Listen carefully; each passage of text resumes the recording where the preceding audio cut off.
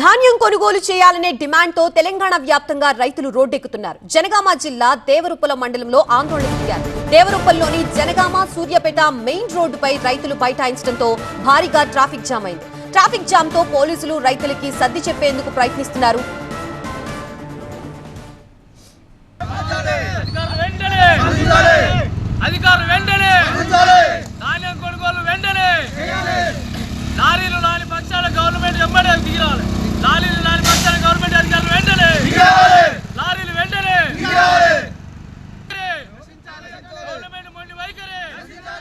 ధాన్యం కొనుగోలు కేంద్రాల్లో వడ్ల కొనుగోలు చేయకుండా అధికారులు ఇబ్బంది పెడుతున్నారని రైతులు ఆవేదన వ్యక్తం చేశారు. కొనుగోలు కేంద్రాలకి వడ్లు తీసుకొచ్చి వారాలు గడుస్తున్నా పట్టించుకోవడం లేదని, ఇప్పటికైనా వడ్లు కొనుగోలు ప్రక్రియ చేపట్టాలని వారు డిమాండ్ చేస్తున్నారు.